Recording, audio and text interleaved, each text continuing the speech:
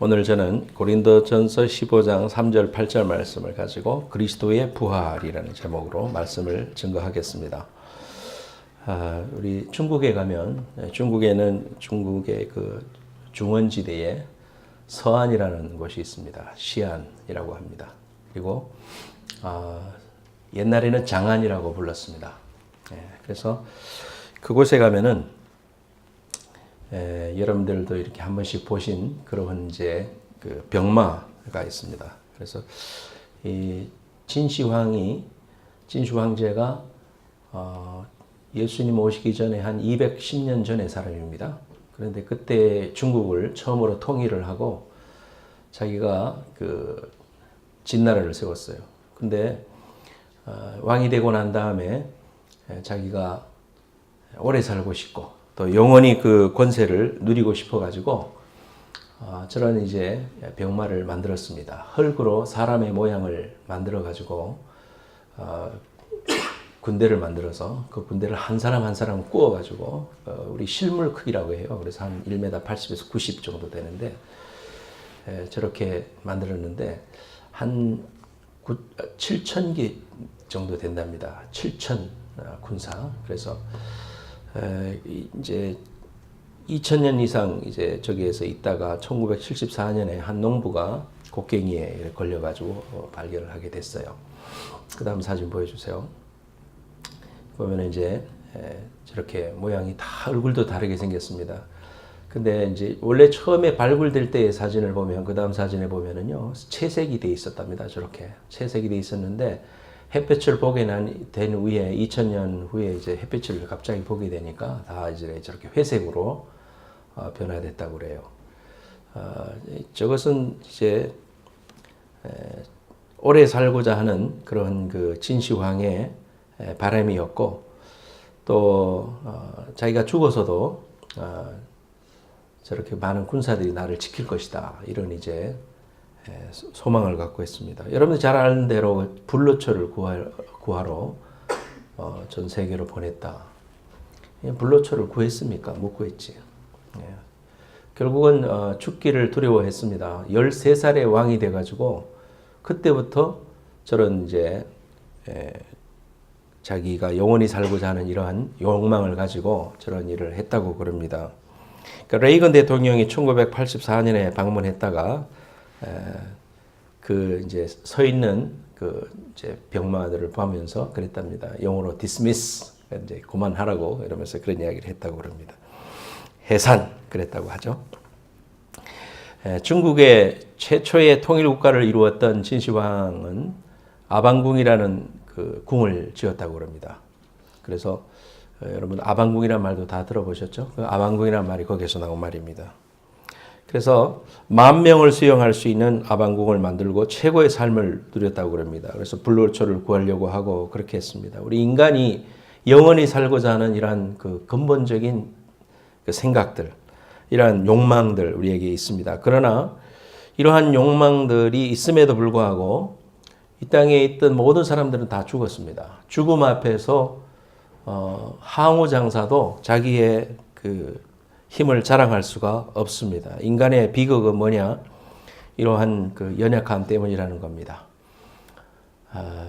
그래서 저와 여러분들이 이 땅을 살면서 이러한 그 죽음에 대한 근본적인 질문, 또 여러분들이 다른 사람의 장례식을 가보고 이랬을 때 우리 속에 느껴지는 이런 여러 가지 안타까움, 이런 것들도 여러분이 많이 느낄 겁니다.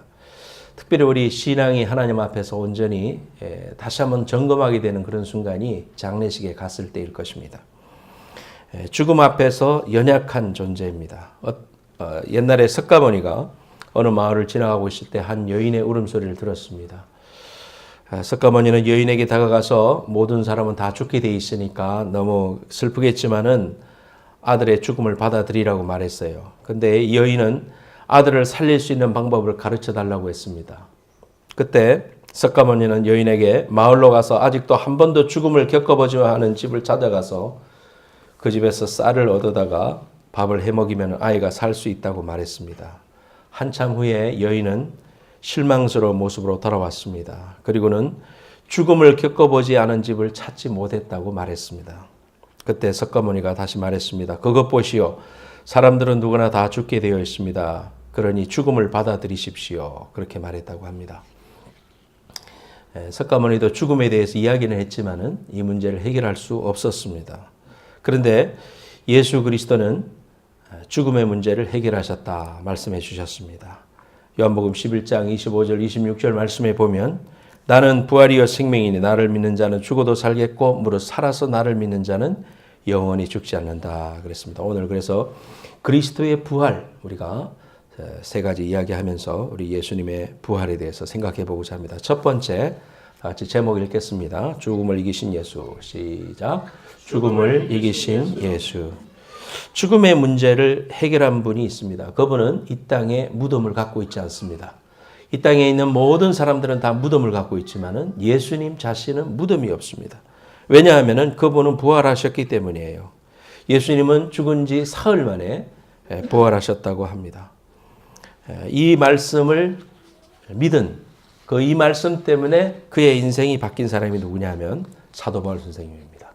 오늘 저와 여러분들이 읽었던 고린도전서 말씀을 기록한 이 사도 바울 선생님은 예수님이 다시 살아나신 것을 통하여 그분이 하나님의 자녀가 됐고 거듭났고 또 그의 평생을 바쳐서 예수님 증거하는 삶을 살았다. 15장 3절 말씀에 보니까 내가 받은 것을 너희에게 전하였나니 이는 성경대로 그리스도께서 우리 죄를 위하여 죽으시고 장사 지는 바 되셨다가 성경대로 사흘 만에 다시 살아나셨다. 그리고 나중에 만삭되지 못하여 난 자 같은 내게도 보이셨다. 9절에 나는 사도 중에 가장 작은 자라 나는 하나님의 교회를 박해하였으므로 사도라 칭함을 받기를 감당치 못하겠다. 그러나 하나님의 은혜로 내가 사도가 되었다. 그렇게 이제 고백하고 있는 거죠. 우리 그리스도인들도 누구나 한 번은 죽어야 됩니다. 그건 분명한 사실입니다.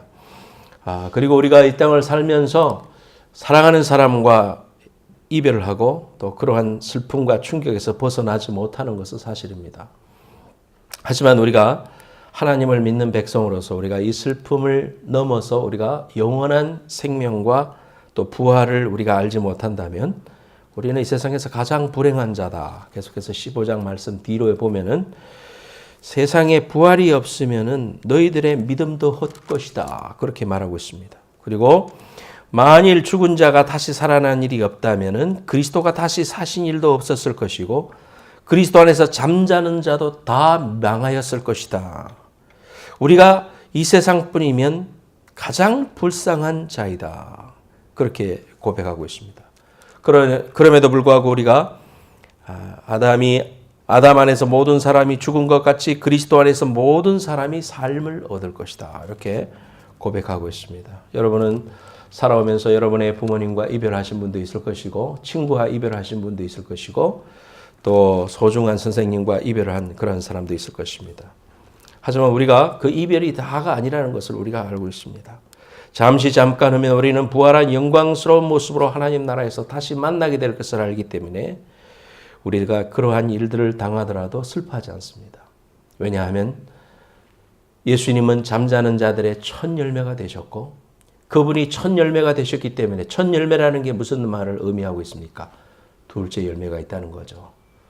처음 열매가 있다는 것, first fruit이 있다는 것은 우리에게 나중 열매가 된다는 거예요. 우리 모두가 예수님이 재림하실 때 다시 부활한다. 우리가 살아서 주님을 만나면 죽음을 맛보지 않고 주님과 더불어 영원히 산다. 이것이 기독교의 가장 기본적인 진리입니다.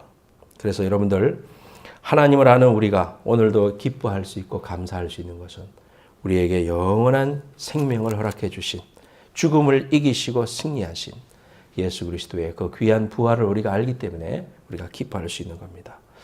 두 번째로 우리가 같이 한번 제목 읽겠습니다. 부활 시작. 부활 기독교의 진리의 핵심. 고린도 교회에는 헬라 철학의 영향을 받아서 죽은 자들의 부활이 없다 이렇게 믿는 주장하는 사람들이 있었습니다. 이러한 사람들의 태도는 오늘날 과학을 공부하는 많은 사람들의 그러한 생각들 속에서 진화론을 공부하고 있는 사람들 속에서 그는 있을 수 없다 이렇게 말하고 있습니다. 옛날에 그 연예인 교회를 담당하셨던 고 하영조 목사님이 그 연예인 교회 이제 초창기에 성경 공부를 하고 있었어요.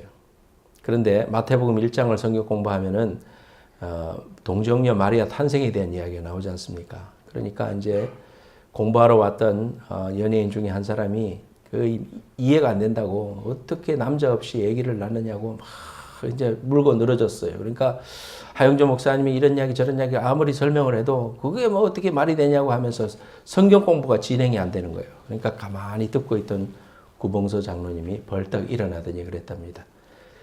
야 임마, 지 서방이 괜찮다는데 네가 왜? 그랬답니다. 우리가 참 대단한 사람들이에요. 이런 그 동정녀 탄생을 믿을 뿐만 아니라 또 이렇게 부활을 우리가 믿고 있다는 것 자체는 기적 중에 기적이고 은혜 중에 은혜입니다. 우리가 이 부활이라는 것은 기독교 진리의 핵심입니다. 그래서 서울대학교 자연대학의 대기학과의 교수인 전종갑 교수님이 이런 말을 했습니다. 하나님은 이 세상을 창조하실 때 수많은 자연 법칙을 만들어 놓았습니다. 그런데 그 법칙들 중에서 지금까지 인간이 발견한 것은 극소수입니다. 만일 자연 법칙의 양을 전체 바닷물에 비한다면 지금까지 발견된 것은 물 한 컵 분량도 되지 않습니다. 이런 의미에서 성경의 기적은 비과학적인 것이 아니라 초과학적인 것입니다. 그런 말을 했습니다. 우리 인간의 지식은 한계가 있습니다. 우리가 안다고 하는 것이 사실은 전체의 우리 생활에 비하면, 우리 모든 지식에 비하면 정말 모른다 하는 것을 아는 것, 그것이라고 말할 수 있습니다. 우리 인간은 육신도 한계가 있고 지식도 한계가 있어요. 우리의 머리의 분량도 한계가 있고 육신도 한계가 있습니다. 지난 2주 동안 제가 감기로 인해서 너무나도 많은 고통을 당했는데 작은 바이러스 하나가 사람을 그렇게 힘들게 하고 넘어뜨리더라고요. 아무것도 할 수 없었습니다. 그렇게 연약한 그릇입니다. 우리가 그러한 연약한 육신을 가지고 있는 우리가 영원하신 하나님이 사망의 권세를 이기시고 우리에게 영원히 사는 그 귀한 길을 허락해 주셨다. 14절 말씀에도 보면은요. 14절 말씀에 그리스도께서 다시 살아나지 못하셨으면 우리가 전파하는 것도 헛것이요 또 너희의 믿음도 헛것이다. 여기서 헛것이라는 것은 헬라어로 케노스라고 합니다. 이 원래의 뜻은 텅 비다, empty 그런 의미입니다. 즉 부활이 없다면 기독교는 텅 비었다 그 말이에요. 그래서 우리가 19절 말씀처럼 만일 그리스도 안에서 우리가 바라는 것이 다만 이 세상 삶뿐이라면 모든 사람 가운데 우리가 더욱 불쌍한 자이다 그랬습니다. 만일 부활이 없다면 우리는 이 땅에 우리의 살아갈 의미를 찾을 수가 없는 겁니다. 우리 기독교는 바로 핵심이 부활교리예요. 크리스마스도 중요하지만 우리에게 있어서 부활이야말로 바로 생명이요 우리의 모든 신앙의 핵심이라는 사실을 알 수가 있습니다. 세 번째로 우리는 오늘 부활절을 맞이해서 부활의 첫 열매인 예수 그리스도의 부활을 우리가 생각해 보고자 합니다. 성경 안에서 예수님께서 다시 살아나셨다는 것은 분명히 증명이 됩니다. 예수님의 제자들이 예수님이 돌아가시고 나서 다 뿔뿔이 흩어졌어요. 예수님이 부활하신 것을 본 사람들도 있었고 또 그 소식을 전해 들은 사람들도 있었습니다. 엠마오 마을로 내려가던 두 제자가 예수님이 옆에 같이 걸어가면서 이야기해 줄 때 가슴이 뜨거워졌습니다. 돌아가신 줄만 알았는데 그 예수님이 바로 이분이었구나 깨닫고는 그 길로 돌아서서 예루살렘에 가서 제자들에게 말하기 시작했습니다. 그럼에도 불구하고 많은 사람들이 예수님의 그 부활을 믿지 못하고 실망하여 고향으로 낙향했어요. 베드로도 갈릴리로 갔습니다. 어부가 됐습니다. 그랬는데 이러한 사람들이 부활하신 예수님을 개개인이 만나게 됩니다. 오늘 말씀에도 보면은 게바에게 보이시고 또 500여 형제에게 보이시고 12제자에게 보이시고 지금까지 대다수는 살아있고 많은 사람들은 잠들었지만 예수님께서 이 사도 바울 나에게도 하나님의 그 귀하신 부활의 귀한 은혜를 허락해 주셨다. 이제 그렇게 고백하고 있지 않습니까? 이분들이 예수님을 부활하신 다음에 만나고 난 이후에 그분들이 실망하고 좌절하고 넘어졌던 사람들이 다시 예루살렘에 모여 그들이 성령을 받고 나아가서 복음을 증거하고 나아가서 12제자는 다 순교를 했습니다. 그렇게 됐는 이유가 뭐냐? 그것은 바로 부활하신 예수님을 만났기 때문이다. 무덤 속에 있는 예수를 바라보고 무덤 속에서 죽어버린 예수 그리스도에서 멈춰져 있지 않고 그분들이 나아가서 사망의 권세를 이기시고 승리하신 예수 그리스도의 부활을 경험한 그러한 제자들을 통하여 초대교회는 시작되었고 그 초대교회의 위대한 역사 성령의 임재와 더불어서 귀한 역사는 오늘 우리에게까지 전파되었습니다. 오늘 본문 말씀의 15장 3절 말씀에 그리스도께서 우리 죄를 위하여 죽으시고 성경대로 사흘 만에 다시 살아나사 게바에게 보이시고 12제자와 그 후에 500형제에게 일시에 보이셨나니 그 중에 지금까지 태반이나 살아있고 어떤 이는 잠들었으며 그 후에 모든 사도에게와 맨 나중에는 만삭되어 나지 못한 자 같은 내게도 보이셨다 그랬습니다. 사랑하는 여러분, 오늘 부활주일입니다. 우리가 성찬식도 하고 또 부활하신 예수 앞에 우리 아이들 비롯해서 우리 성가대가 하나님께 찬양 올렸습니다. 오늘의 주인공 되시는 살아계신 예수 그리스도, 그분을 통하여 여러분의 삶에 끝없는 에너지가 되시고 여러분의 신앙의 동기가 되시고 살아있는 목적이 되시고 예수 그리스도가 여러분을 통하여 살아계신 그분을 나타내는 그러한 위대한 삶의 증인들이 되시기를 예수님의 이름으로 축원합니다. 기도하겠습니다. 하나님 아버지 감사합니다. 오늘 거룩한 날 부활주일에 우리가 하나님 앞에 나왔습니다. 신령과 진정으로 살아계신 예수님 앞에 예배했습니다. 아버지 하나님, 오늘도 우리의 가슴 속에 무덤 속에 장사 지낸 받은 그 예수를 바라보는 게 아니라 지금도 살아계셔서 나와 함께 하시고 영원한 생명과 은혜로 우리에게 부활의 귀한 메시지를 선포해 주시는 그 예수님을 붙드는 저희들 될 수 있도록 축복하여 주시옵소서. 살아계신 주님, 우리가 주님 만나고 주님과 더불어 영원히 살 것을 믿습니다. 하나님 아버지, 사흘 만에 죽음의 권세를 이기시고 마귀의 외침을 닫아버리시며 우리에게 승리의 기쁨과 은혜를 주신 그 예수 그리스도의 귀한 부활의 능력이 오늘을 살아가고 있는 우리의 심령 속에, 우리의 삶의 현장 속에, 우리의 신앙 속에, 우리의 믿음 속에 충만하게 나타나는 귀한 부활의 증인으로 살아갈 수 있도록 축복하여 주시옵소서. 예수님의 거룩하신 이름으로 감사하며 기도하옵나이다. 아멘.